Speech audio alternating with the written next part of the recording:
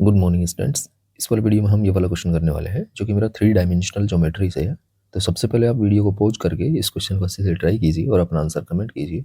आओ तो हम स्टार्ट करते हैं। तो क्वेश्चन में हमसे बोला है a straight line L intersects perpendicularly both the lines this and this, then the square of the perpendicular distance of the origin from the line L।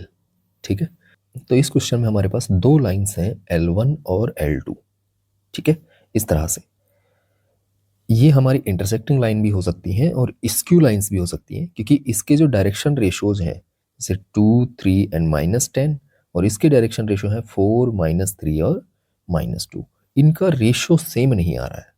ठीक है, तो ये हमारी L1, ये L2, इनके परपेंडिकुलर कोई लाइन है, ये परपेंडिकुलर कोई लाइन हो गई L। ठीक है, इसकी डिस्टेंस फाइंड करनी है हमें ओरिजिन से। ये मेरा ओरिजिन हो गया, इससे डिस्टेंस हमें फाइंड करनी है, परपेंडिकुलर डिस्टेंस। ठीक है, और उसका स्क्वायर हमें बताना है।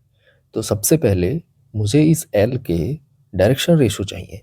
तो उसके लिए हमें ये पता है कि L1 और L2 के परपेंडिकुलर है ये लाइन। जो L है वो परपेंडिकुलर है L1 और L2 के। ठीक है, तो अब हम बात कर लेते हैं L1 के जो पैरेलल वेक्टर होगा वो क्या होगा मेरा। तो वो P1 वेक्टर हो जाएगा। तो वो आएगा हमारा 2i cap plus 3j cap and -10k cap. ठीक है, यहां से हम पता कर रहे हैं 2, 3 एंड -10। दूसरा जो L2 है उसके पैरेलल वेक्टर क्या है, तो वो हमारा हो जाएगा 4i cap -3j cap -2k cap. तो इसको मैं लिख लेता हूँ 4i cap -3j cap and -2k cap. ठीक है, अब अगर हम L के पैरेलल वेक्टर निकालना चाहते हैं तो वो B1 के भी परपेंडिकुलर होगा और B2 वेक्टर के भी परपेंडिकुलर होगा। तो ये जो मेरी L लाइन है ये किसके पैरेलल होगी। ठीक है, वो मेरे इस B1 vector cross B2 vector के पैरेलल होगी। तो मैं B1 vector cross B2 vector निकाल लेता हूँ। हम इसको डिटर्मिनेंट की फॉर्म से निकाल रहे हैं। तो ये मेरा आएगा i cap, j cap and k cap. यहाँ पर B1 के डायरेक्शन रेशो आ जाएंगे 2, 3, -10, 4, -3 एंड -2। ठीक है, इसको जब एक्सपेंड करेंगे तो i कैप के साथ मेरा आएगा यहाँ से -6 एंड माइनस ये बनेगा मेरा +30 एंड -j कैप के साथ क्या आएगा, ये बनेगा मेरा -4 एंड माइनस ये प्लस हो जाएगा 40 प्लस k कैप के साथ आएगा, ये बनेगा मेरा -6 एंड -k12। ठीक है, इसको जब सॉल्व करेंगे तो ये बनेगा -k36 i कैप माइनस ये भी 36 j कैप आ जाएगा एंड -18k कैप आ जाएगा। यहाँ से जब मैं -18 कॉमन ले लूँगा तो ये 2i cap plus 2j cap and plus k cap. ठीक है, अब L के पैरेलल जो वेक्टर है वो मेरा B1 vector cross B2 vector के पैरेलल होगा। इट मीन्स वो इस वेक्टर के भी पैरेलल होगा। तो मैं उसके जो पैरेलल वेक्टर है L लाइन के पैरेलल वेक्टर उसको B वेक्टर बोल रहा हूँ और उसको हम ले रहे हैं 2i cap plus 2j cap plus k cap. ठीक है, तो यहाँ से इसके हमारे पास डायरेक्शन रेशियोज आ गए 2, 2 एंड 1 L लाइन के। अब हमें एक पॉइंट और चाहिए जो कि इस लाइन पर सिचुएटेड हो। ठीक है, ताकि हम इस लाइन का इक्वेशन लिख पाए, इस L लाइन का इक्वेशन। तो उसके लिए मुझे क्या करना पड़ेगा, ये दोनों जो है पॉइंट को लेट करना पड़ेगा और इनको मैं ज्वाइन करा के इसको मैं इस B वेक्टर के पैरेलल करा दूंगा। ठीक है, तो मैं यहाँ पर इस पॉइंट को नेम दे रहा हूँ P और इस पॉइंट को नेम दे रहा हूँ Q। P मेरा L1 लाइन पर है तो P के कोऑर्डिनेट क्या हो जाएंगे, यहाँ पर हम इस लाइन को लेट कर रहे हैं इक्वल्स टू A के, स्मॉल a के। तो यहाँ से मेरा आ जाएगा P के कोऑर्डिनेट हो जाएंगे 2a -2 coma 3a -6 coma -k10a plus 34। हम एक पॉइंट लेट कर रहे हैं L1 लाइन पर इक्वल टू ए पैरामीटर लेके, ठीक है। अब दूसरा पॉइंट हम L2 लाइन पर लेट कर रहे हैं इक्वल टू बी पैरामीटर लेके, तो उसके कोऑर्डिनेट मेरे क्यू हो जाएंगे। तो क्यू के कोऑर्डिनेट आएंगे यहाँ से 4b माइनस 6 कोमा माइनस के 3b प्लस 7 कोमा माइनस के 2b प्लस 7, ठीक है। अब हम पी क्यू वेक्टर का डायरेक्शन रेशियोज फाइंड करते हैं, तो वो मेरे हो जाएंगे इस 2a माइनस 2 में से 4b माइनस 6 कर दूंगा, तो ये बनेगा 2a माइनस 4b, ये माइनस 2 प्लस 6 तो प्लस के 4 बच जाएगा, कोमा 3a माइनस 6 में से माइनस के 3b प्लस 7 कर दूंगा, तो ये बनेगा 3a प्लस 3b माइनस के 6 और माइनस का 7 बन के माइनस का 13। अगला ये माइनस के 10a, ये माइनस के 2b होंगे तो प्लस के 2b, ये 34 में से 7 माइनस हो जाएंगे तो प्लस के 27, ठीक है। अब ये जो पी क्यू वैक्टर है ये मेरा पैरेलल होगा किसके, बी वेक्टर के, ठीक है। उसके डायरेक्शन रेशियो मेरे 2,2,1 है। तो जब दो वेक्टर पैरेलल हो तो उनके जो डायरेक्शन रेशियोज हैं उनका रेशियो सेम रहेगा।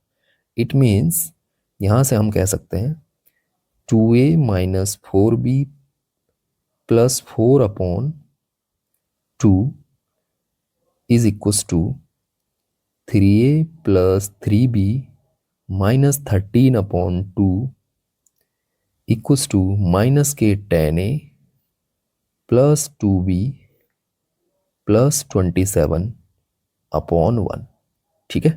तो इस इक्वेशन को मैं आगे लिख लेता हूँ और सॉल्व करता हूँ। तो पीछे हमारे पास ये इक्वेशन आया था, तो हमें इसे ए और बी के लिए सॉल्व करना है। तो सबसे पहले मैं इन दोनों इक्वेशन को इक्वल लगा लेता हूँ।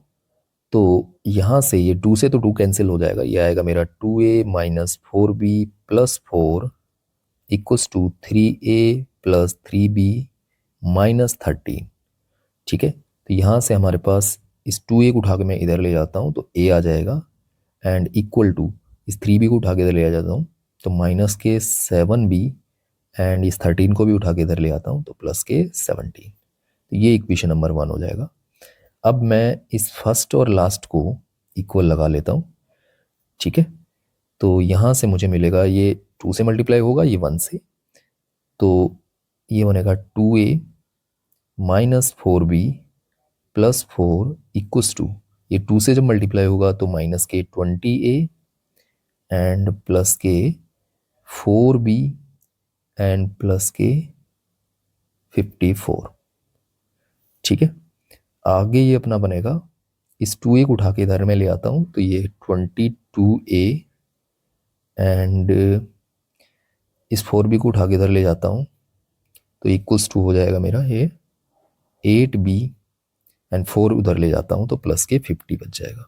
आगे मैं फर्स्ट इक्वेशन से उठा के इसमें a की वैल्यू लगा देता हूँ, तो ये हमारा बन जाएगा 22 इंटू माइनस के 7b plus 17 equals to 8b plus 50। तो यहाँ से ये 22 को 7 से मल्टीप्लाई किया तो 154 b हो जाएगा नेगेटिव, एंड प्लस इसको जब 17 को 22 से मल्टीप्लाई करूँगा तो ये आएगा 17 टू जा 34 कैरी 3, 34 और 3 37, ठीक है, इक्वल्स टू 8b प्लस 50।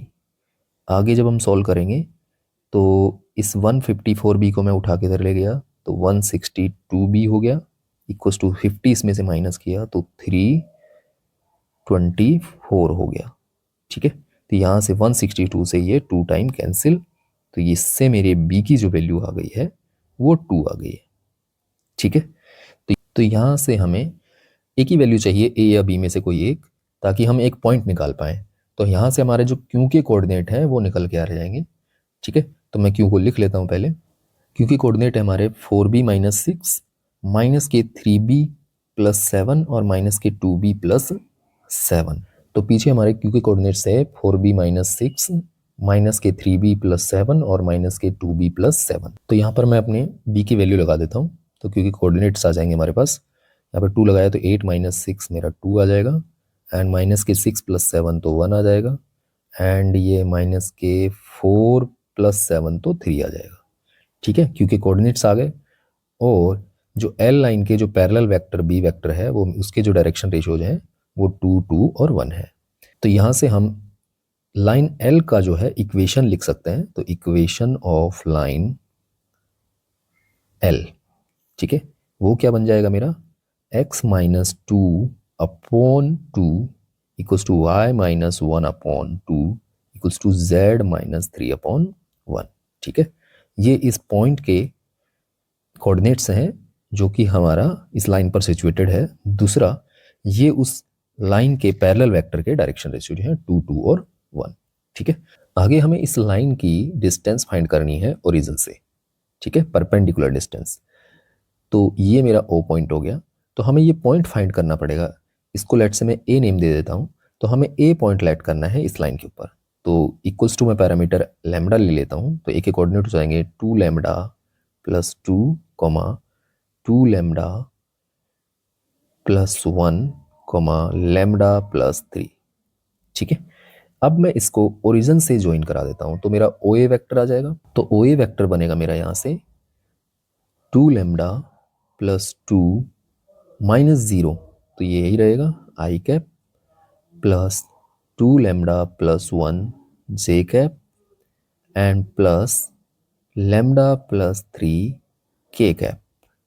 ठीक है, अब ये जो ओ ए वैक्टर होगा ये परपेंडिकुलर होगा इस बी वैक्टर के, क्योंकि बी वैक्टर इसके पैरेलल वैक्टर है इस लाइन एल के।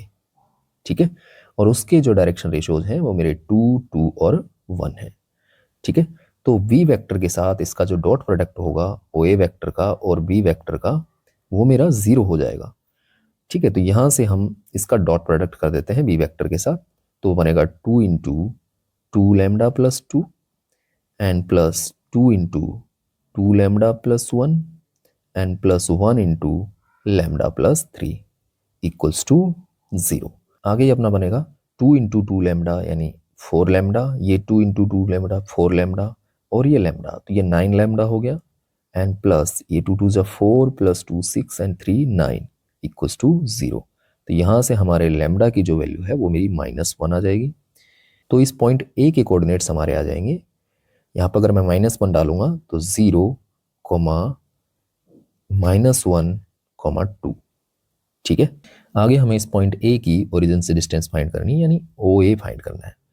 ठीक है, तो ओ ए इक्वल्स टू हो जाएगी root of x2 minus x1 यानी 0 square plus y2 minus y1 minus 1 square, तो 1 ही आ जाएगा 1 square, plus z2 minus z1 यानी 2 माइनस 0 होल स्क्वायर यानी 2 स्क्वायर। तो ये अपना बन जाएगा √5। ठीक है, हमें इस डिस्टेंस का स्क्वायर फाइंड करना था। तो जो ओ ए का जो स्क्वायर आएगा वो बन जाएगा मेरा 5। ठीक है, तो इस क्वेश्चन का जो राइट आंसर है हमारा 5 आ गया है। तो ये अपने आप में एक अच्छा क्वेश्चन था। अगर आपको वीडियो अच्छा लगा हो तो please like share and subscribe my channel. Thank you for watching this video.